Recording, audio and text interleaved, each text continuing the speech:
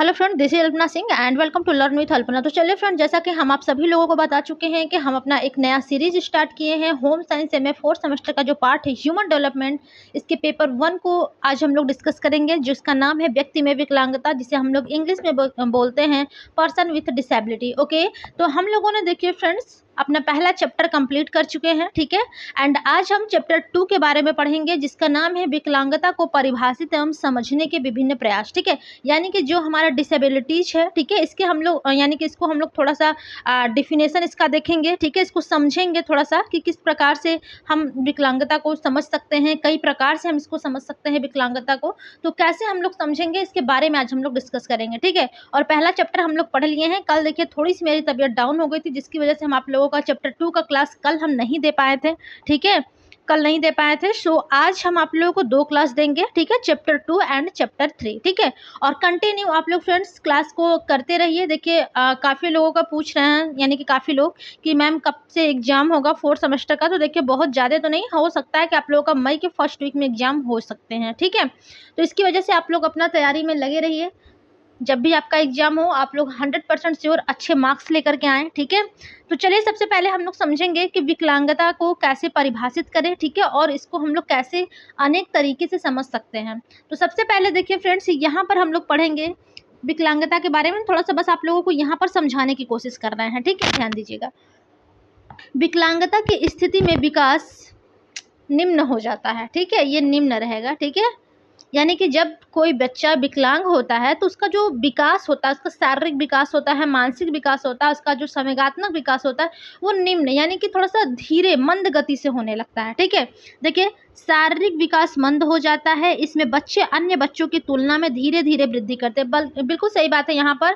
यानी कि जो बच्चे औसत होते हैं, जिनका बुद्धि लब्धि आपका 90 से लेकर के 110 के बीच में रहता है, ठीक है, वो बच्चे सामान्य होते हैं, ठीक है। किसी भी कार्य को करने में कठिनाई का अनुभव नहीं करते हैं, ना ही वो अपनी क्लास में कभी फेल होते हैं, सारे सब्जेक्ट को बराबर मात्रा में पढ़ते हैं, सब चीज़ में उनका रुचि होता है, ठीक है, उनका विकास भी अच्छी तरीके से होता है। लेकिन उन्हीं की तुलना में जब हम बात करते हैं विकलांग व्यक्ति की, तो जो सामान्य बच्चे रहते हैं उनकी अपेक्षा जो विकलांग बच्चा होता है उसकी तुलना में उसका जो शारीरिक विकास होता है वो काफ़ी धीरे धीरे होता है, ठीक है। और जो वृद्धि होती है उनकी वो भी काफ़ी धीरे धीरे होता है, ठीक है।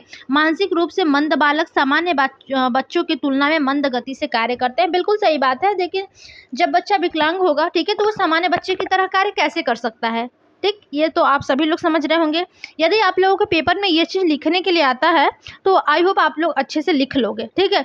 अभी हम लोग देखिए चैप्टर वाइज क्लास कर रहे हैं। जैसे ही आप लोगों का टाइम टेबल आएगा हम आप लोगों को इंपॉर्टेंट क्वेश्चन भी करा देंगे। हालांकि मैंने क्वेश्चन पिछले ईयर कराया हुआ है, ठीक है, तो आप लोग पिछले ईयर वाला भी वीडियो देख सकते हैं, ठीक है। उसमें आप लोगों को क्वेश्चन आंसर सॉल्व मिल जाएगा, ठीक है। जो आप लोगों का शॉर्ट आंसर टाइप क्वेश्चन है, very short answer type question है, वो सब मिल जाएगा, ठीक है।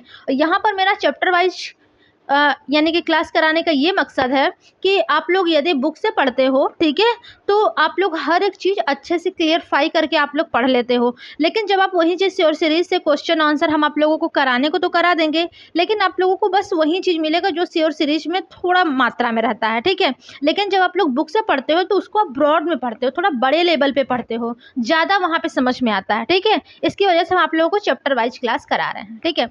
आगे देखिए है कि विकलांग बालक वह है जिसमें शारीरिक दोष पाए जाते हैं। बिल्कुल सही बात है।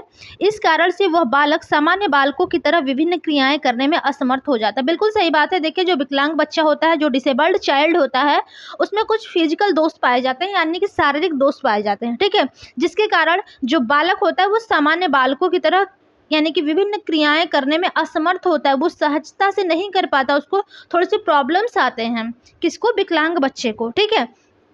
आगे है कि विकलांगता जन्मजात हो सकती है। बिल्कुल सही बात है। कुछ बच्चे देखिए होते हैं जो जन्मजात ही विकलांग होते हैं, कुछ होते हैं जो जन्म के बाद अन्य कारणों की वजह से विकलांग हो जाते हैं। तो आइए उसके बारे में सब लोग हम यानी कि देखते हैं, ठीक है। यहाँ पर क्या है कि जो विकलांग है वो जन्मजात हो सकती है या फिर चोट या अन्य कारण से भी विकलांगता के लिए उत्तरदायी हो सकते हैं। बिल्कुल सही बात है। विकलांगता संबंधित बालक उसके माता पिता तथा अन्य लोगों के लिए गंभीर समस्या बन जाती है। यह बालक में, ये क्या है भाई, बालक में वृद्धि होगा या फिर विकास को रोक देती है। ठीक है, बालक में जो वृद्धि विकास होता है ये रोक देती है और उसे असमर्थ तथा असहाय बना देती है। बिल्कुल सही बात है। जैसे कभी कभी क्या होता है कि कुछ माता पिता जैसे होते हैं विकलांग होते हैं, तो उनका बच्चा भी हो सकता है विकलांग हो जाए। ठीक है, या फिर उनको चोट लग जाए या फिर कोई अन्य कारण हो जाए जिसकी वजह से बच्चा क्या होता है विकलांग हो जाता है। ठीक है, या फिर कोई अन्य गंभीर समस्या रहती है उसकी वजह से भी बच्चा विकलांग हो जाता है। ठीक है, तो उस स्थिति में जो बच्चा होता है वो उसे यानी कि असमर्थ और अपने आप को यानी कि जो बच्चा होता है उसको क्या करते असहाय बना देती है। ठीक है, विकलांगता। ओके, आगे है कि विकलांगता कोई रोग नहीं है। अब ध्यान दीजिएगा यहाँ से, विकलांगता जो होता है वो कोई रोग नहीं है। ठीक है, चाहे वह शारीरिक विकलांगता हो या फिर मानसिक विकलांगता हो। ठीक है, श्रेणी में वह बालक आते हैं, यानी कि इस प्रकार के श्रेणी में वे बालक आते हैं जो अपने न्यून या मंद विकास के कारण अपनी आयु के अनुसार कार्य करने में अक्षम हो। ऐसे कार्य जो सामाजिक एवं व्यक्तिगत मापदंड के आधार पर बालक से अपेक्षित हो। यानी कि यहाँ पर आप लोग क्या समझे कि विकलांगता जो होता है फ्रेंड्स वो कोई रोग नहीं होता है। ठीक है, चाहे वो शारीरिक विकलांगता हो चाहे वो मानसिक विकलांगता हो। ठीक है, विकलांगता की श्रेणी में देखिए वे बालक आते हैं जो अपने यानी कि यदि उनका विकास न्यून हो रहा है यानी कि थोड़ा कम हो रहा है, या मंद मंद मतलब धीरे धीरे हो रहा है। ठीक है, यानी कि अगर बच्चा अपने आयु के अनुसार कार्य करने में अक्षम है। ठीक है, तो ऐसे कार्य जो सामाजिक एवं व्यक्तिगत मापदंड के आधार पर जो बालक से अपेक्षित होते हैं उसको हम लोग विकलांगता कह सकते हैं। दूसरे शब्दों में भी आप देखिए यहाँ पर समझ सकते हैं कि किसी रोग से ग्रसित होने पर यदि बालक पूर्ण रूप से, ठीक है, यदि बालक पूर्ण रूप से ठीक न हो पाया हो जिससे उसकी शारीरिक एवं मानसिक क्षति होने की संभावना हो, तो ऐसे बालकों को विकलांगता की श्रेणी में रखा जाता है। ठीक है, थोड़ा सा ध्यान दीजिएगा, टाइपिंग करने में मिसप्रिंट हो गया है यहाँ पर। ठीक है, सो आप लोग थोड़ा सा ध्यान दीजिएगा और समझिएगा इसको। यहाँ पर विकलांगता लिखा है। ठीक है, विकलांगता की श्रेणी में रखा जाता है।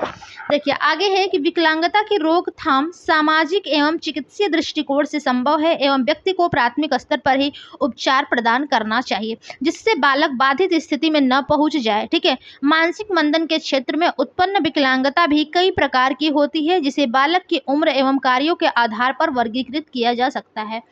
कई बार मानसिक मंदित बालकों को सामान्य बालकों से दूर किया जा सकता है, जबकि मानसिक मंद बालकों का सामान्य बालकों के साथ खेलना आवश्यक एवं महत्वपूर्ण होता है। बिल्कुल सही बात है। जब भी कोई बच्चा मानसिक रूप से कमजोर है, तो जो बच्चा अच्छा है, ठीक है, जो मानसिक रूप से कमजोर नहीं है, जो औसत है, तो जो बच्चा कमजोर है उसको अच्छे बच्चों के साथ अगर वो खेलेगा तो उसके जो मानसिक विकास है वो थोड़ा सा हो पाएगा। ठीक है, जैसे कि हम लोग कहते हैं ना कि संगति का असर पड़ता है। यदि आप अच्छे लोगों के साथ रहोगे, ठीक है, तो आप अच्छे गुण सहूर जो भी कहते हैं, ठीक है, जो भी है गुण वगैरह वो आप अच्छा ही सीखोगे। यदि आप गलत लोगों के साथ रहते हो, आप चाहे लाख अच्छे हो, ठीक है, लेकिन आप बुरा व्यवहार ही सीखोगे। ठीक है, तो कहा जाता है ना, जैसे एक कहा गया है कि चोर के साथ रहोगे तो आप चाहे कितने भी अच्छे रहो आप चोर ही कहलाओगे। ठीक है, क्योंकि एक व्यक्ति को सब लोग जान रहे हैं कि वो बच्चा चोर है। ठीक है, वो चोरी करता है, उसका दोस्त है तो सब सोचेंगे कि ये चोर है तो ये भी चोर ही है। ठीक है, तो जैसी संगति आप पकड़ोगे वैसा ही आपका जो व्यक्तित्व होगा वो समाज को दिखेगा।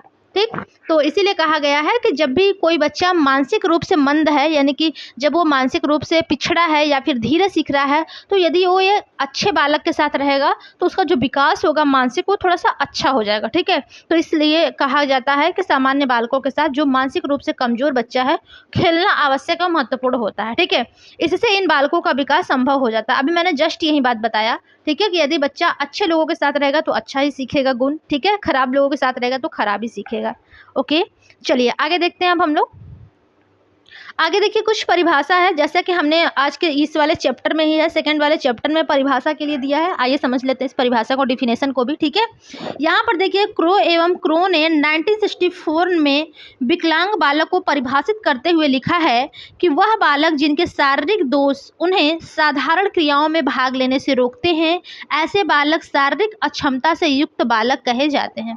ध्यान दीजिएगा, मोस्ट इंपॉर्टेंट, यहाँ से लेकर के आप लोग यहाँ तक यदि याद कर लेते हो तो विकलांग बालक के बारे में लिखने के लिए आता है, तो इतना भी आप लोग लिख लोगे तो इनफ हो जाएगा। ठीक है, क्रो एवं क्रो ने क्या कहा है फ्रेंड्स, 1964 में कहा है कि वह बालक जिनके शारीरिक दोष उन्हें साधारण क्रियाओं में भाग लेने से रोकते हैं, ऐसे बालक शारीरिक अक्षमता से युक्त बालक कहे जाते हैं। ठीक है, इसमें देखिए क्या कहा गया है कि इसमें आवश्यक नहीं है कि मानसिक दृष्टि से भी न्यूनता पाई जाए। जब दोषपूर्ण अंगों की गंभीरता अधिक होती है तो बालक में हीनता की भावना भी उत्पन्न हो जाती है। ठीक है, वे कभी कभी अपने को समाज से अलग समझने लगते हैं। बिल्कुल सही बात है। देखिए, जो बच्चा विकलांग होता है वो अपने आप को हीन समझने लगता है, मंद समझने लगता है, असहाय समझने लगता है। ठीक है, और समाज में अपने आप को सबसे अलग भी समझने लगता है। ठीक है, उसको लगता है कि कोई मेरे पे ध्यान नहीं दे रहा है। ठीक है, मैं ऐसा हूँ इसलिए हमारे साथ कोई रह नहीं रहा है, कोई हमसे बात नहीं कर रहा है। ठीक है, कोई रहना नहीं चाहता है।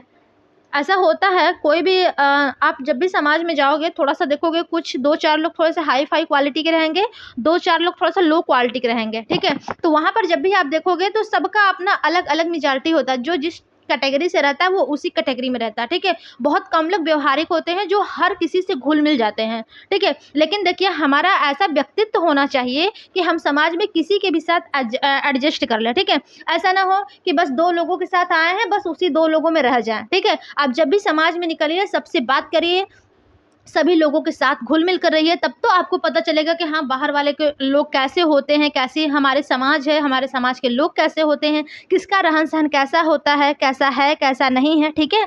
किसकी सोच कैसी है, किसकी मानसिकता कैसी है। तो कभी भी आप कहीं भी जाओ, ठीक है? आप सबके साथ घुल-मिल करके रहो। ऐसा नहीं है कि बस आप अपने फैमिली के साथ गए हो, खाओ-पियो, अपने फैमिली के साथ वापस रिटर्न अपने घर आ जाओ। बाहर जाते हो तो कुछ सीख करके आओ। ठीक है? ऐसा नहीं कि बस अपना ज्ञान लेकर गए, अपना ज्ञान बाँटे और अपने आप चले आए, दूसरे का ज्ञान है। अरे दूसरे का भी तो कुछ सीखो। ठीक है? उससे भी आपका जो माइंड विकास होता है ना, माइंड डेवलपमेंट होता है उससे भी। ठीक है? चलिए आगे हम लोग देखते हैं बाल गोविंद तिवारी के शब्दों में। ठीक है? ये भी आपके एक मनोवैज्ञानिक हैं। जैसे आपके क्रो हैं 1964 में विकलांग बालकों को परिभाषित किए हैं, वैसे ही बाल गोविंद तिवारी के शब्दों में भी कहा गया है कि विकलांगता एक ऐसी स्थिति है जो किसी भी व्यक्ति को किसी भी अवस्था में उसके सामान्य व्यवहार, कार्यशक्ति, विचार एवं नियमित कृत्य को न्यूनाधिक प्रभावित कर आंगिक, मानसिक, सामाजिक एवं भावात्मक असंतुलन उत्पन्न कर देती है। ध्यान दीजिएगा, ये भी बहुत ही अच्छा डिफिनेशन है बाल गोविंद तिवारी जी के शब्दों में। 2 ही डिफिनेशन हमने लिया है और दोनों के दोनों मोस्ट इंपॉर्टेंट है। ठीक है? इसलिए आप लोग इसको रट कर लिख लीजिए, याद कर लीजिएगा। ठीक है? और पेपर में आप लोगों का सामान्य बालक एंड विकलांग बालक, ये दोनों 100% श्योर आपके शॉर्ट आंसर टाइप क्वेश्चन में, very short answer type question में and long answer type question में, तीनों में ही इस टॉपिक से क्वेश्चन बनेंगे, क्योंकि हर बार यूनिट फर्स्ट से आपका क्वेश्चन 100% श्योर आता ही आता है। ठीक है?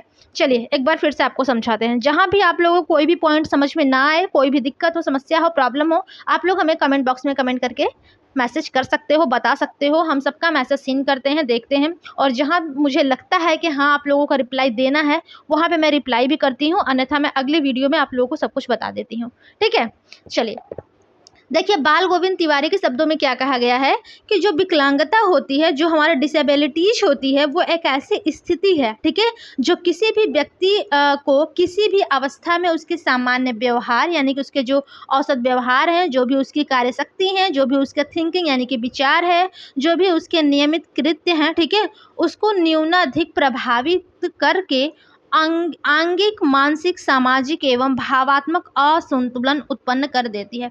यही तो मैं कब से आप लोगों को समझा रही हूँ कि जो विकलांग व्यक्ति होता है, ठीक है, उसको जो भी उसका व्यवहार होता है, जो भी उसकी क्षमता होती है, कार्यशक्ति होती है, जो उसके विचार, जैसे कि कोई भी विकलांग बच्चा होता है वो अपने आप को हीन समझता है, ठीक है, असहाय समझता है, असमर्थ समझता है, ठीक है, दूसरों पर उसको लगता है कि हम दूसरे पर डिपेंड है, यानी कि आश्रित हैं। ठीक है? तो नियमित जो उसके कृत्य होते हैं ना, उसके जो कृत्य होते हैं, जो कार्य होते हैं, वो न्यूनाधिक यानी कि कम होने लगते हैं। ठीक है? उसको प्रभावित करने लगते हैं, आंगिक यानी कि शारीरिक रूप से, मानसिक रूप से, सामाजिक रूप से, भावात्मक रूप से उसको क्या करते हैं, असंतुलन उत्पन्न उसके अंदर, यानी कि जो विकलांग बच्चा है उसके अंतर, यानी कि अंदर असंतुलन की स्थिति उत्पन्न कर देती है, जो हमारी विकलांगता होती है। ठीक है?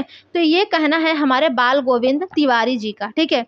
अब इसमें देखिए इन्होंने क्या स्पष्ट किया है कि उनके इस कथन से स्पष्ट है कि विकलांगता एक असंतुलन की अवस्था है जो कि व्यक्ति के विशेष व्यवहार को प्रभावित कर उसको सामान्य व्यक्ति से अलग दर्शाती है। बिल्कुल सही बात है।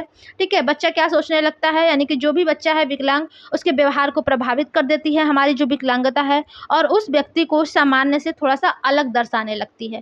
ठीक है, तो एक तो मैंने आपको बताया क्रो एवं क्रो के अनुसार। ठीक है, 1964 में उन्होंने अपना डिफिनेशन दिया है डिसेबल्ड चाइल्ड के बारे में। एंड एक आपके बाल गोविंद तिवारी जी हैं, ठीक है, इन्होंने एक डिफिनेशन दिया। ये दोनों ही आप लोग याद कर लेना। और इसमें जो आपका डिफिनेशन है, इसमें आप लोग यहाँ से लेकर के 1 मिनट, हाँ देखिए, यहाँ से लेकर के यहाँ तक आपको याद करना, जहाँ से इन्वर्टेड कामा आपका स्टार्ट है एंड जहाँ पर इन्वर्टेड कामा आपका क्लोज हो रहा है, वहीं तक आपको डिफिनेशन लिखना है। ठीक है, चलिए, आई होप आप लोगों को इतना तक तो समझ में आया होगा। चलिए, अब हम लोग आगे समझेंगे थोड़ा सा शारीरिक अपंगता, बाधिता और असमर्थता में अंतर। ठीक है, ये तीनों ही पॉइंट आपके लिए मोस्ट इम्पॉर्टेंट है। ठीक है, और थोड़ा सा समझने के लिए आपको बता दें कि ये हर बार कोई भी आप लोग टेट दे रहे हो, सीटेट दे रहे हो, या फिर केवीएस एनवीएस कोई भी एग्जाम दे रहे हो, जहाँ पर भी आपसे पेडागोजी के क्वेश्चन पूछे जाते हैं, ठीक है, वहाँ पर ये शारीरिक अपंगता, बाधिता, असमर्थता, ये सारे क्वेश्चन से रिलेटेड, यानी कि ये सारे पॉइंट से रिलेटेड क्वेश्चन पूछे ही जाते हैं। ठीक है, तो सबसे पहले हम लोग देखेंगे जो डिफरेंसेस होते हैं, यानी कि इम्पेयरमेंट क्या होता है, डिसेबिलिटीज क्या होती है, एंड हैंडीकैप क्या होता है। ठीक है, इन तीनों के बारे में सबसे पहले देखिए बाधिता की प्रवृत्ति कैसी होती है, यहाँ पर इसको पॉइंटेड किया है। उसके बाद बाधिता के बारे में, यानी कि बाधित कौन से बच्चे होते हैं, असमर्थ कौन से बच्चे होते हैं, और हैंडीकैप्ड यानी कि अपंग वाले कौन से बच्चे होते हैं। तो सबसे पहले हम लोग देखेंगे श्रवण। ठीक है, बाधिता की प्रवृत्ति श्रवण। अब जो श्रवण से रिलेटेड है जो प्रवृत्ति है, ठीक है, इसमें जो बच्चे इम्पेयरमेंट होते हैं, यानी कि जो बाधित होते हैं, उनको क्या दिक्कत होती है, यानी कि कान का रचना क्षतिग्रस्त होना, जैसे आपके कान के पर्दे में छेद हो गया, तो उस बच्चे को हम लोग बोलेंगे कि वो बाधित बच्चा है। ठीक है, बाधित बच्चा है। उसी को यदि ध्वनि ग्रहण करने में कठिनाई आ रही है, तो हम लोग बोलेंगे कि बच्चा डिसेबल्ड है। ठीक है, उसको सुनाई, यानी कि सुनने में, ध्वनि को ग्रहण करने में दिक्कत हो रहा है, ध्वनि को ग्रहण करने में। ठीक है, यदि हम लोग बात करेंगे अपंग को, यानी कि हैंडीकैप को, तो वहाँ पर हम कहेंगे कि सामान्यतया सुनने में असमर्थ होना, यानी कि उसको थोड़ा कम सुनाई दे रहा है, असमर्थ है वो सुनने में, तो वहाँ पर क्या हो जाएगा, हैंडीकैप। तीनों में अंतर समझिएगा। ठीक है, यदि बच्चा बाधित है, तो बाधित को हम लोग क्या कहेंगे, उसके कान की रचना में क्षति हो गया है, या फिर हम उसको कह सकते हैं कि उसके कान के पर्दे में छेद हो गया है। ठीक है, जिसकी वजह से उसको सुनने में दिक्कत हो रही है, तो बच्चा क्या हो जाएगा, इम्पेयरमेंट हो जाएगा। ठीक है, ध्वनि ग्रहण करने में कठिनाई आ रही है, तो बच्चा डिसेबल्ड हो गया। ठीक है, यदि बच्चे को सुनने में थोड़ी सी असमर्थता हो रही है, तो वहाँ पर बच्चा हैंडीकैप्ड हो जाएगा। ठीक है, चलिए आगे है आपका दृष्टि। ठीक है, दृष्टि यानी कि देखिए, जब भी मांसपेशियों के आपसी संबंधों का टूटना, जैसे कि आँख का टेढ़ा या फिर तिरछी होना या फिर कम दिखाई देना, ठीक है, तो इस बच्चे को हम लोग कहेंगे बाधित। यदि किसी बच्चे को किसी विशेष वस्तु का आँख द्वारा प्रकाश की किरणों का आपस में न मिलना, अर्थात प्रतिबिंब न बनना, अगर प्रतिबिंब नहीं बन रहा है, ठीक है, तो वहाँ पर हम कहेंगे कि बच्चा डिसेबल्ड है। ठीक है, यदि एक प्रतिबिंब न बन पाने के कारण देखने में असमर्थ होने से अपंग होता है, यानी कि एक प्रतिबिंब नहीं बन रहा है, एक बन जा रहा है, उसको देखने में थोड़ी बहुत दिखाई दे रही है, बट पूरी अच्छी तरीके से नहीं दे रही है, तो वहाँ पर बच्चा क्या हो जाएगा, हैंडीकैप्ड हो जाएगा। ठीक है, चलिए आगे है अस्थि। ठीक है, अस्थि में देखिए क्या है, यदि आपकी भुजा और पैर आदि में अर्ध अंग यानी कि पैरालिसिस है, ठीक है, शरीर की असामान्यता है, तो वहां पर बच्चा क्या हो जाएगा, बाधित हो जाएगा। ठीक है, दूसरा क्या है आपका, भुजा अथवा पैर को इच्छा अनुसार वस्तु को पकड़ने अथवा चलने में कठिनाई हो रही है, तो वहां पर बच्चा क्या हो जाएगा फ्रेंड्स, तो वहां पर बच्चा असमर्थ हो जाएगा, यानी कि डिसेबल्ड हो जाएगा। ठीक है, और तीसरा है आपका कि अन्य बालकों के समान हाथ पैर को कार्य करने हेतु प्रयोग करने में अगर बच्चे को थोड़ी कठिनाई हो रही है हाथ पैर से कार्य करने में, तो वहाँ पर बच्चा हैंडीकैप्ड कहलाता है। ठीक है, अब देखिए, चलिए अच्छा, हम पूरी पॉइंट आप लोगों को समझा देते हैं, उसके बाद इसका हम कंक्लूजन आप लोगों को समझा के बताएंगे। ठीक है, इसके बाद आपका आता है मानसिक मानसिक दृष्टि से, यानी कि देखिए जो बच्चा बाधित होगा, ठीक है, उसको मानसिक योग्यता में कमी हो जाएगी, यानी कि जो बुद्धि लब्धि है उसका वो सामान्य से कम होगा, ठीक है। तो उस बच्चे को हम लोग क्या कहेंगे, वो बच्चा बाधित है, ठीक है, इम्पेयरमेंट है। यदि अन्य बालकों के सामान्य कार्य करने में कठिनाई हो रही है, यानी कि दूसरे की अपेक्षा बच्चे को उस कार्य करने में कठिनाई हो रही है, तो वहां पर बच्चा क्या हो जाएगा, बाधित हो जाएगा, ठीक है, डिसेबल्ड हो जाएगा। यदि अन्य बालकों के समान व्यवहार करने के अयोग्य होना, ठीक है, यदि उसका व्यवहार अच्छा नहीं है, वो व्यवहार करने में अयोग्य है, विमूर्त अथवा काल्पनिक प्रत्ययों को समझने में कठिनाई का अनुभव कर रहा है, तो वहां पर बच्चा क्या हो जाएगा, वो हैंडीकैप्ड हो जाएगा, ठीक है। चलिए अगला और सबसे लास्ट पॉइंट है इसमें कि अधिगम असमर्थी। देखिए नाड़ी तंत्र यानी कि मानसिक, ठीक है, नाड़ी तंत्र का सुचारू रूप से कार्य न कर पाना, जैसे कि मोटर एरिया, ठीक है, यानी कि भुजा अंगुलियों का कार्य न कर पाना, यानी कि अपने भुजाओं का या फिर आप अपने अंगुलियों का कार्य नहीं कर पा रहे हैं अंगुलियों से, ठीक है, तो वहां पर क्या हो जाएगा, आप इम्पायरमेंट हो जाएंगे। यदि केवल लिखने समझने में कठिनाई, सामान्यतया बोलने तथा पढ़ने में असमर्थ हो, तो वहां पर आप क्या हो जाओगे, डिसेबल्ड हो जाओगे, यानी कि आप बाधित हो। यदि अन्य बालकों के समान पढ़ने तथा लिखने के असमर्थ हो, ठीक है, दूसरे के अपेक्षा आप यदि लिखने में पढ़ने में असमर्थ हो, तो वहां पर आप क्या हो जाओगे, हैंडीकैप्ड हो जाओगे, ठीक है। ये तीनों पॉइंट जितना मैंने आपको बताया है, इसको आप लोग अपने एक कॉपी पे नोट कर लेना, ठीक है, या फिर आप लोग इसका स्क्रीनशॉट भी एक बार ले सकते हो, ठीक है। एक बार आप इतने का स्क्रीनशॉट ले लो, ठीक है, आई होप आप लोगों ने ले लिया होगा। और एक बार आप सब यहाँ से ले लो स्क्रीनशॉट, 1 मिनट, ये यहाँ से ले लो, ठीक है। यदि आप लोगों ले लिए होंगे तब हम लोग आगे चलते हैं, ठीक है। ये ले लेना, इसको पढ़ लेना। ये बेशक आप लोगों के एग्जाम में आए या ना आए, लेकिन बाद के अदर एग्जाम में जरूर आपसे इससे क्वेश्चन पूछे जाएंगे, ठीक है। चलिए अब हम लोग आगे चलेंगे, कैरेक्टरिस्टिक ऑफ डिसेबल्ड चिल्ड्रेन, यानी कि विकलांग बालकों की विशेषताएं। आइए अब हम लोग जानते हैं विकलांग बालकों की कौन कौन सी विशेषताएं हैं। सबसे पहले आपसे यदि क्वेश्चन में पूछे सामान्य बालक तथा विकलांग बालकों को परिभाषित कीजिए एंड इसकी विशेषताओं का वर्णन कीजिए, तब आप लोग इसको हेडिंग डाल करके इसमें आप लोग कुछ अपने से भी लिख सकते हो, ठीक है। यदि इसकी समस्याओं को बारे में आता है लिखने के लिए, तो अभी हम जस्ट इसके बाद बताएंगे, ठीक है। तो सबसे पहले यदि आपको विशेषताएं लिखने के लिए आता है वेरी शॉर्ट या शॉर्ट आंसर टाइप क्वेश्चन में, तो आप लोग हेडिंग डालोगे विकलांग बालकों की विशेषताएं, ठीक है। उसके बाद आप लिखोगे कि विकलांग बालकों में अनेक लक्षण या विशेषताएं पाई जाती हैं जो कि निम्नलिखित है, ठीक है। सबसे पहला विशेषता है कि अंगों का या किसी विशेष अंग का ठीक प्रकार से कार्य न करना तथा इस कारण सामान्य क्रियाओं में भाग न ले पाना। यदि कोई बच्चा विकलांग है तो उसके जो अंग है शारीरिक, ठीक है, या फिर किसी विशेष अंग, कोई हाथ यानी लिख के ले लो, ठीक है, विशेष अंग, ठीक है, ठीक प्रकार से वो कार्य नहीं कर रहा है, ठीक, या फिर इस कारण सामान्य क्रियाओं में बच्चा भाग नहीं ले पा रहा है, ठीक है। तो ये उसकी रही विकलांग बालकों की पहली विशेषता।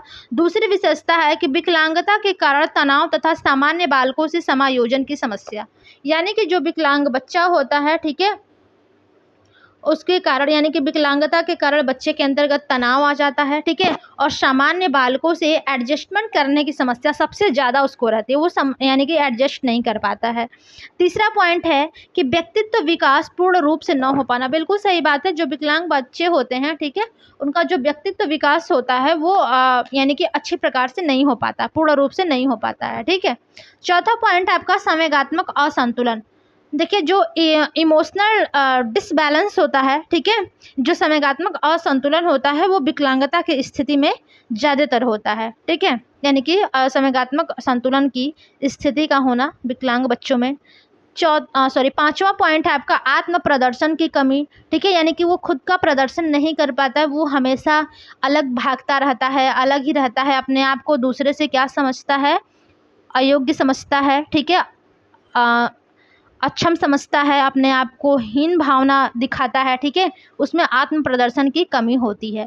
अगला पॉइंट है कि पराश्रितता, अर्थात अपने काम के लिए दूसरों पर आश्रित रहना। बिल्कुल सही बात है, जो बच्चा विकलांग होते हैं वो दूसरों पर आश्रित रहते हैं, ठीक है, इसको हम लोग बोलते हैं पराश्रितता, ठीक है। जो अपना काम नहीं कर पाता है, जो दूसरे पे आश्रित रहता है, उसको बोलते हैं पराश्रितता, ठीक है।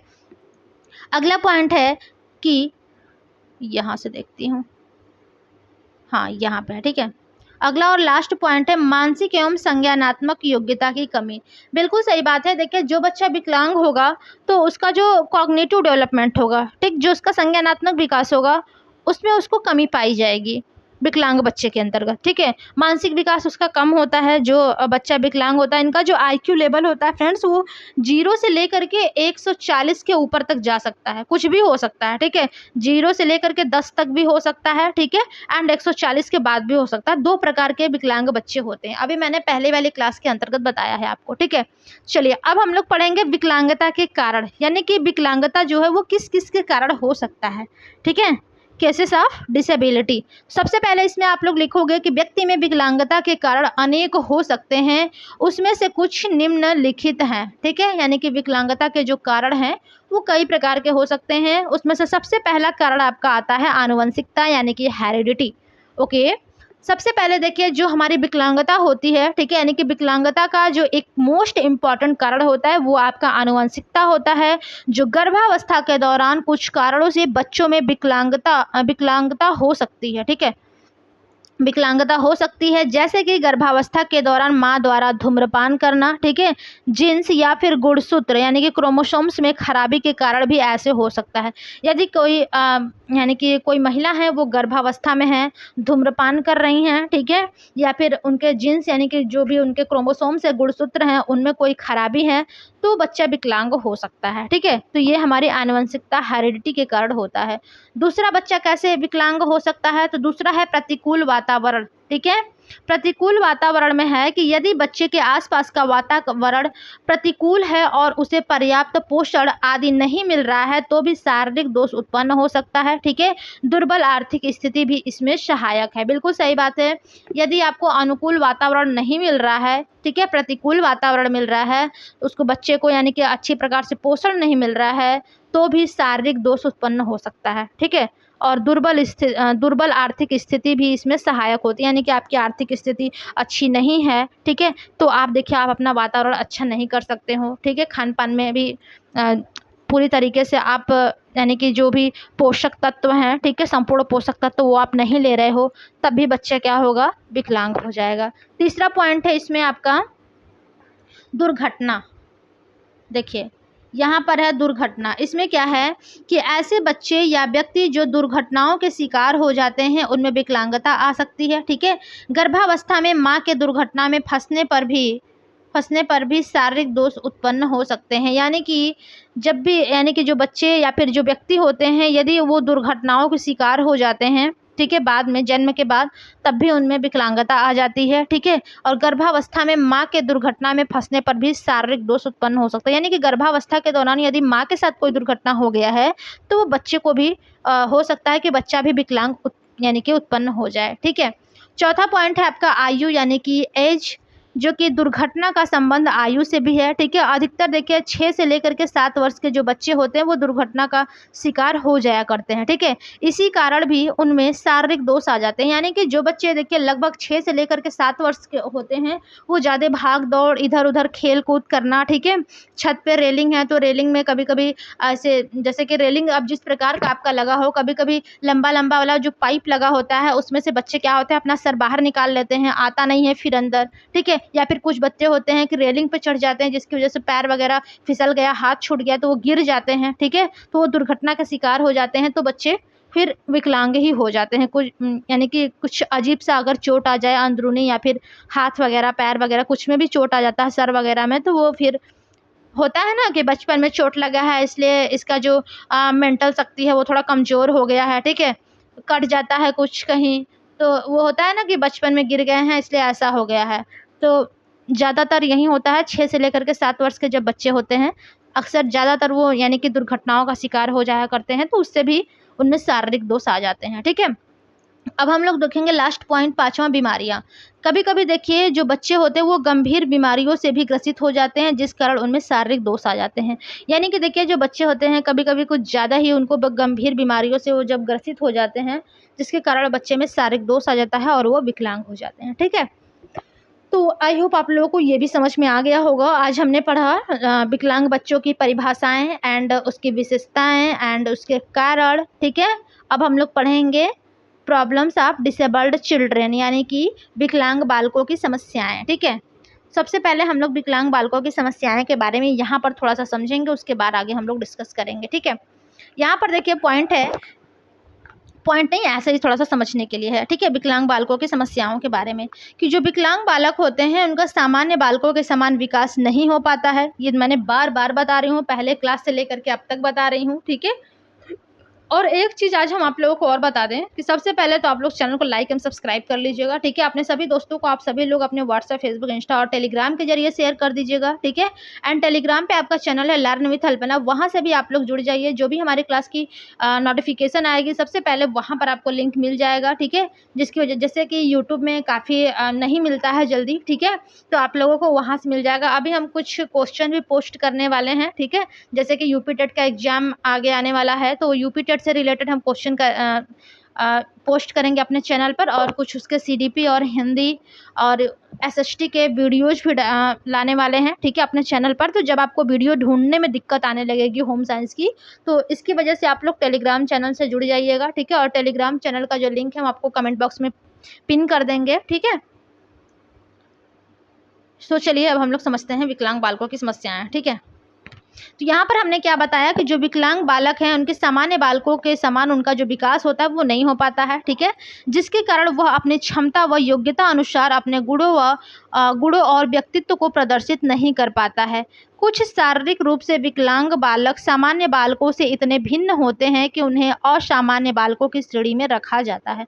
बिल्कुल सही बात है, कुछ विकलांग बालक वो यानी कि सामान्य बालकों से इतने ज़्यादा भिन्न होते हैं कि उनको असामान्य बालकों की श्रेणी में रखा जा सकता है। ठीक है, सामान्य बालकों के समान ही इन बालकों की अभिरुचियां, ठीक है, आंतरिक वेग, अंतः प्रेरणा होती हैं। वे भी अपने सहपाठियों के साथ खेलना, घूमना व सामूहिक कार्यों में भाग लेना चाहते हैं, परंतु शारीरिक अयोग्यताओं के कारण वे सामूहिक कार्यों में भाग नहीं ले पाने के कारण, ठीक है, भाग नहीं ले पाने 1 मिनट यहाँ से देखती हूँ थोड़ा सा। ठीक है, नहीं ले पाते हैं। ठीक है, नहीं ले पाते हैं, जिससे वह कुंठा का अनुभव करते हैं। ठीक है, यानी कि फ्रस्ट्रेशन, वो टेंशन में आ जाते हैं। ठीक है, कुंठा उनके अंदर आ जाता है कि हम विकलांग हैं, इसकी वजह से हम सामान्य बालकों के साथ खेल नहीं पा रहे हैं, उनके साथ सामूहिक कार्यों में भाग नहीं ले पा रहे हैं। ठीक है, तो वो थोड़ा सा फ्रस्ट्रेट हो जाते हैं। ठीक है, कुंठित हो जाते हैं बच्चे। चलिए अब हम लोग आएंगे विकलांग बालक। ठीक है, तो देखिए जो विकलांग बालक होते हैं फ्रेंड्स, ये 3 प्रकार के अपने अनुभव करते हैं, और ये कैसे अनुभव करते हैं आइए जानते हैं। तो सबसे पहले देखिए इनको एक अनुभव होता है पहला कि सामूहिक कार्यों में भाग न ले सकने से निराशा। यानी कि देखिए जो विकलांग बालक होते हैं वो शारीरिक अक्षमता के कारण ऐसे बालक सामूहिक सामाजिक कार्यों में भाग नहीं ले पाते हैं।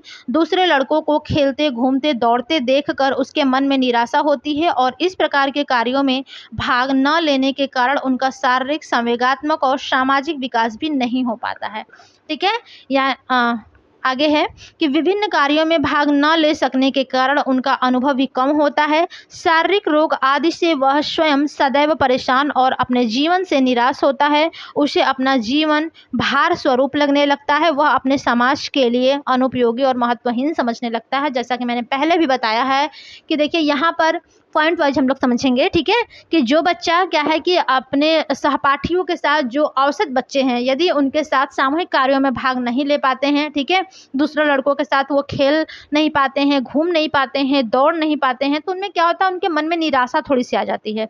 ठीक है, तो इस प्रकार जब वो कार्यों में भाग नहीं ले पाता है विकलांग बच्चा, तो उसका कारण क्या हो सकता है, उनका शारीरिक, संवेगात्मक और मानसिक विकास क्या है कि नहीं हो पाता है। इसकी वजह से वो अन्य बच्चों के साथ नहीं कार्य कर पाते, सामूहिक कार्य में भाग नहीं ले पाते हैं। ठीक है,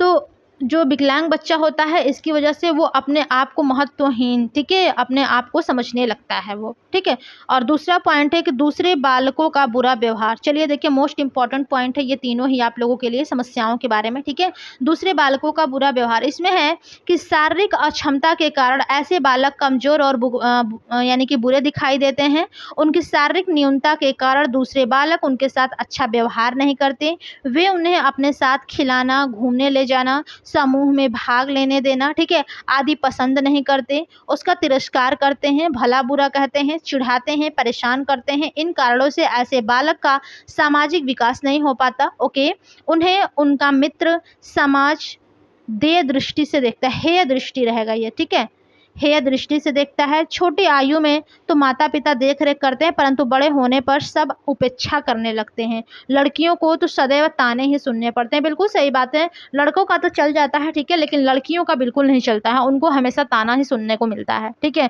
दूसरे बालकों का बुरा व्यवहार। यानी कि जो बच्चा विकलांग है, और आप लोग देखते होंगे कुछ बच्चे ऐसे होते हैं जो थोड़े से अच्छे यानी कि आईक्यू लेवल वाले हम कह सकते हैं, बुद्धि लब्धि वाले होते हैं, कुछ कम होते हैं, ठीक है, उनको अपने आप में एक ऐसा एटीट्यूड रहता है कि जैसे हम क्लास में सब बहुत अच्छे हैं, बहुत पढ़ने में तेज है, हर कार्य करने में सक्षम है, हर सभी कार्यों में हम भाग लेते हैं, और दूसरा बच्चा होता है जो नहीं कर सकता ऐसा, ठीक है, तो वो हमेशा उसको नीचा दिखाता रहता है, परेशान करता रहता है, या फिर कह सकते हैं भला बुरा करता है, चिढ़ाता है, ठीक है।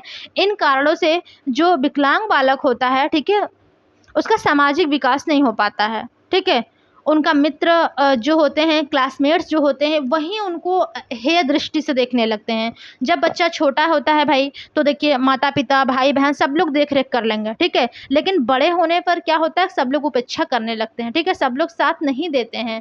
यदि एक ही माता पिता के दो बच्चे हैं, एक सक्सेस है एक अनसक्सेस है, तो दोनों के प्रति माता पिता की खुद की दृष्टि अलग अलग हो जाती है, ठीक है, ये मैंने देखा हुआ है, इसलिए बता रही हूँ आपको। ओके, और लड़कियों का तो स्थिति और भी दयनीय है, ठीक है, उनको हमेशा ताने ही सुनने को मिलते हैं, चाहे वो जहाँ भी रह लें, ठीक है, लड़कियों को बस ताने, क्योंकि हमारा देश ही पुरुष प्रधान है, ठीक है।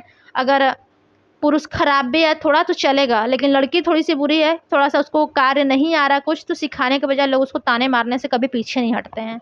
ओके, चलिए अगले पॉइंट की तरफ चलेंगे, और थर्ड पॉइंट देखेंगे, अपने प्रति असंतोषप्रद विचार उत्पन्न होना, ठीक है। ये विकलांग बालकों की समस्या के बारे में है, ठीक है, कि जो विकलांग बालक होते हैं उनको अपने प्रति असंतोषप्रद विचार उत्पन्न होने लगते हैं, ठीक है। चलिए इसमें क्या लिखा है कि ऐसे बालकों को अपना जीवन दुर्लभ ये क्या रहेगा भाई, मिसप्रिंट हो गया है क्या, बस एक मिनट रुकिएगा, एक बार मैं देख लेती हूँ कि इसमें लिखा क्या हुआ है, ठीक है।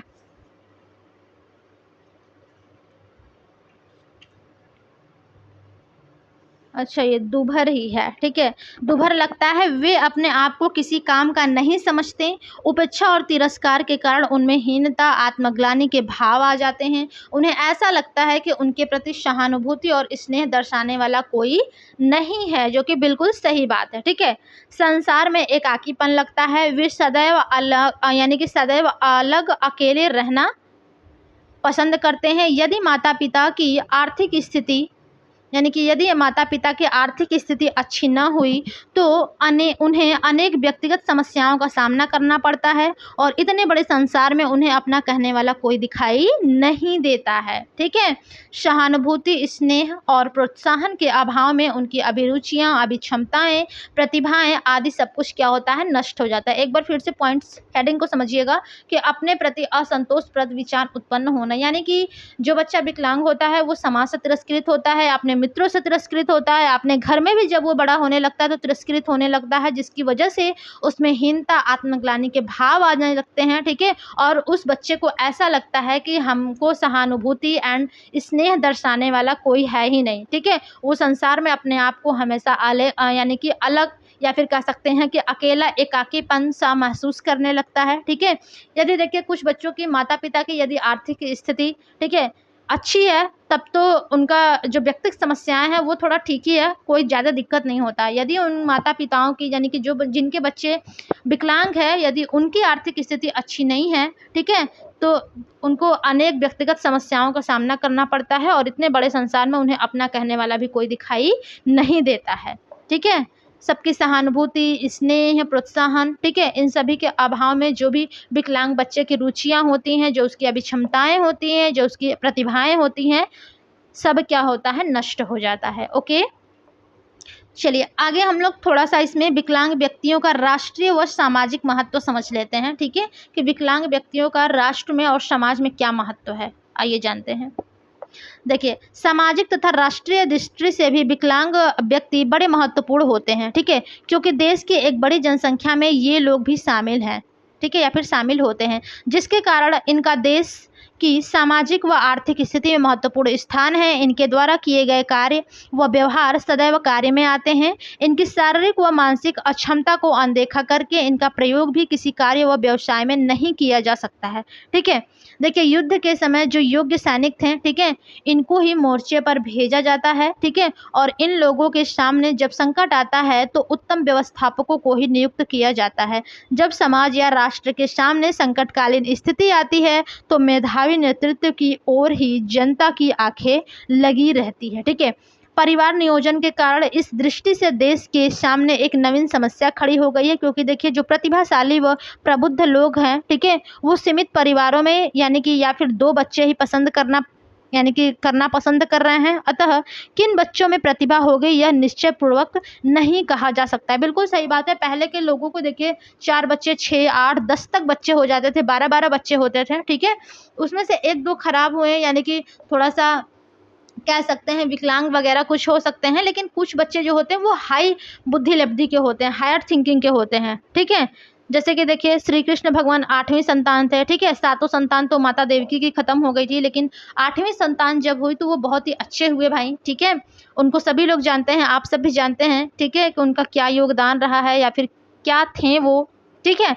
उनका अपने माता पिता के प्रति क्या भाव रहे, क्या क्या क्या उन्होंने नहीं किया, क्या नहीं झेला, ठीक है? तो लेकिन आज के समाज में जितने भी हम कह सकते हैं कि जो प्रतिभाशाली माता-पिता हैं, ठीक है? वो चाहते हैं कि हमारे पास 2 ही बच्चे हों। तो ज़रूरी नहीं है कि दोनों बच्चे अच्छे ही निकले, आपके दोनों बच्चे थोड़ा-सा कम बुद्धि वाले भी निकल सकते हैं, ठीक है? अभी हम आपको एक स्टोरी सुना रहे हैं अपने रिलेटिव की, ठीक है? हालाँकि वो मेरी दीदी लगती हैं, काफ़ी बड़ी हैं मुझसे वो, ठीक है? उनके 2 बच्चे हैं, जबकि वो भी अच्छी हैं और जो उनके हस्बैंड हैं यानी कि जीजा जो हैं वो भी अच्छी हैं, मतलब अच्छे हैं, ठीक है?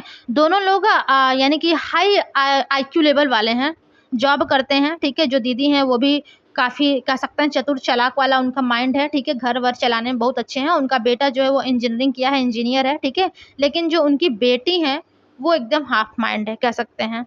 ना उनको कुछ भी ना समझने का, बहुत बड़ी हो गई हैं, उनकी शादी वगैरह हुआ नहीं है, वो अब एक्सपायर भी कर गई हैं, ठीक है? उनको किसी चीज़ का होशो-हवास नहीं रहता था। बहुत काफ़ी बड़ी वो उनकी जो बेटी हैं दीदी की, वो भी हम लोगों से भी काफ़ी बड़ी थी। नहलाना-धुलाना हर एक चीज़ उनका दीदी ही करती थी, ठीक है? उनको कुछ किसी चीज़ से मतलब नहीं रहता था और समय से पहले ही वो ख़त्म हो गए। शादी-ब्याह उनका हुआ नहीं था, ठीक है? पहले एक्सपायर हो गई और उनका एक बेटा है वो अच्छे से है। तो हम कह सकते हैं कि भाई 2 ही बच्चे उन्होंने किया, एक अच्छा निकल गया लेकिन एक तो मंदबुद्धि निकल गया, ठीक है? यानी कि विकलांग कह सकते हैं, हाफ माइंड वो, और वो अब तो वो दुनिया में से रहा भी नहीं, लेकिन एक बच्चा उनका ठीक है तो ठीक है। यदि हो सकता है कि दोनों लोग सही ना रहते, तब फिर क्या होता, ठीक? अब जैसे देखिए, जो सुभाष चंद्र बोस हैं ये 12वीं संतान थे, ठीक है? जो रविन्द्रनाथ ठाकुर हैं फ्रेंड्स, ये आपकी देखिए 15वीं संतान थे। अब सोचिए आप कि उस टाइम के माता-पिता कितने बच्चे पैदा करते थे, आज का तो 1-2 करने में सबकी हालत ख़राब है, ठीक है? एक बार देखिए, वायुसेना के एक अफ़सर ने बताया कि बड़े-बड़े अफ़सरों के प्रायः 1 या 2 बच्चे होते हैं, ठीक है? अतः वे अपने संतान को सेना में नहीं भेजना यानी कि नहीं भेजना चाहेंगे। इसका परिणाम ये होगा कि भविष्य में सेना को मेधावी व्यक्ति नहीं मिलेंगे। बिल्कुल सही बात है। देखिए, जो भी बड़े-बड़े लोग हैं आज के डेट में, नेवी में जल्दी कोई भेजना नहीं चाह रहा और काफ़ी लोगों के माता-पिता हैं कि जो आर्मी में जो लोग हैं, शादी ही नहीं करना चाहते हैं उनसे, ठीक है? काफ़ी लोग कर भी रहे हैं, काफ़ी लोगों की नापसंदगी है, नहीं कर रहे हैं, ठीक है? अब देखिए, इस संबंध में एक और बात ये भी ध्यान में रखने योग्य है कि जो आजकल कम बुद्धि वाली पिछड़ी जाति के लोगों को नौकरियों में प्राथमिकता दी जा रही है और अच्छे जातियों के प्रतिभावान व्यक्तियों की उपेक्षा की जा रही है। इसका परिणाम ये हो रहा है कि जो महत्वपूर्ण पदों पर कम बुद्धि वाले लोग पहुँच रहे हैं, आज भले ही इस बात का पता न चले, परंतु भविष्य में इसका परिणाम भयानक होने वाला है। बिल्कुल सही बात है। पिछड़ी जाति वाले आगे हो जा रहे हैं, ठीक है? जो उच्च जाति के लोग हैं वो पीछे हो जा रहे हैं। लेकिन क्या है कि हमारा समाज है भाई, सबको एक समान दर्जा दे रहा है, ये ठीक बात है। लेकिन देखिए भाई, जिसके कई बच्चे हैं वही लोग आज के डेट में आगे बढ़ रहे हैं। जिसके 1-2 बच्चे हैं, आप देखोगे जिसके 1 लड़के हैं, वो ज़्यादातर आगे नहीं बढ़ पा रहे हैं। लेकिन जिसके 4 बेटे हैं, ठीक है? कई बेटियाँ हैं, सब देखोगे अपने में सुम्मत रहेगा, ठीक है? मिल-जुल करके सब अपने घर परिवार में रहेंगे, फैमिली बड़ी रहेगी, ठीक है? लेकिन अच्छा भी लगता है। और जिसके 1 ही 2 बच्चे हैं वो क्या कर ले रहा है? कोई झंडा नहीं गाड़ पा रहा है, ठीक है? आगे है कि समाज व राष्ट्र के सामने जो लक्ष्य होते हैं उनकी प्राप्ति में प्रतिभाओं का बड़ा योगदान रहता है। आज भारत के सामने कई समस्याएं हैं, ठीक है। आंतरिक सुरक्षा की समस्या है, आपातकालीन स्थिति की समस्या है, सुरक्षा की समस्या है, और इस स्थिति में अधिसामान्य व्यक्ति की सहायता कर सकते हैं क्योंकि अति बौद्धिक क्षमता वाले व्यक्ति सदैव उपलब्ध अब नहीं है, ठीक है। उस स्थान पर इनको शिक्षित व प्रशिक्षित करके काम को करवाया जा सकता है व इनकी व्यवहारिक व व्यावसायिक कुशलता का विकास किया जा सकता है, ठीक है। तो ये इतना आप लोग महत्व के बारे में लिख सकते हैं कि जो विकलांग व्यक्ति है ये हमारे राष्ट्र में और हमारे समाज में इनकी क्या महत्व है, ठीक है। तो आप ये सब एक बार और पढ़ लेना। वैसे मैं पीडीएफ आप लोगों को शेयर कर दूंगी, ठीक है। टेलीग्राम चैनल पर आप लोग जुड़ जाना, लर्न विथ अल्पना पर, ठीक है, टेलीग्राम चैनल। चलिए थोड़ा सा हम लोग समझते हैं विकलांगता के प्रकार, ठीक है। बस ऊपर ऊपर से ही समझेंगे, बहुत ज़्यादा नहीं, ठीक है। ये हमारे सैमुअल ए किर्क के अनुसार है, ठीक है। सैमुअल ए एंड किर्क के अनुसार विभिन्न विकलांग बालकों को 3 श्रेणियों में विभाजित किया जा सकता है। सबसे पहला शारीरिक विकलांग, ठीक है, शारीरिक विकलांग बालक, दूसरा है मानसिक विकलांग बालक, और तीसरा है सामाजिक रूप से कुसमायोजित बालक, ठीक है। अब कल के क्लास में हम लोग यानी कि अब ये टाइम अगर मिल पाएगा तो मैं आप लोगों का एक क्लास और लूँगी, क्योंकि मैंने कल क्लास लिया ही नहीं था, ठीक है। और नहीं टाइम मिल पाता तो कल मैं आप लोगों को 12 बजे के पहले एक क्लास यानी कि 3rd चैप्टर का दूंगी, ठीक है। तो सबसे पहले हमारा जो तीसरा चैप्टर रहेगा फ्रेंड्स, उसमें हम लोग फिजिकली हैंडीकैप्टेड चिल्ड्रन के बारे में पढ़ेंगे, यानी कि शारीरिक विकलांग, ठीक है। तीसरा चैप्टर है आपका शारीरिक विकलांग, उसी के बारे में हम लोग कल डिस्कस करेंगे। आई होप आज की क्लास आप लोगों की अच्छी लगी होगी, सब कुछ सारे पॉइंट समझ में आए होंगे। जिसको जहाँ पर जो भी पॉइंट नहीं समझ में आ रहा है, कुछ अलग से टॉपिक चाहिए, ठीक है, तो आप लोग हमें कमेंट बॉक्स में कमेंट कर दीजिएगा। मैं उस रिलेटेड यानी कि उस टॉपिक से रिलेटेड आप लोगों को वीडियो बना करके प्रोवाइड कर दूंगी अपने यूट्यूब चैनल पर, ठीक है। और चलिए फटाफट से जो लोग अभी तक देखिए यहाँ पर मैंने लिखा भी है कि आगे के अध्याय में हम विभिन्न प्रकार की विकलांगता के बारे में विस्तार से अध्ययन करेंगे आप लोगों के साथ, ठीक है। चलिए फटाफट से फ्रेंड, जो लोग अभी तक चैनल को लाइक एंड सब्सक्राइब नहीं किए हैं वे लोग कर लीजिए। चैनल है आपका लर्न विथ अल्पना, एंड अपने सभी दोस्तों को आप सभी लोग अपने व्हाट्सएप, फेसबुक, इंस्टा और टेलीग्राम के जरिए शेयर करिएगा ताकि सभी लोगों को हेल्प मिल सके, ओके। तो चलिए आज की क्लास में बस इतना ही, मिलते हैं अपने अगली क्लास में, तब तक के लिए धन्यवाद, बाय बाय।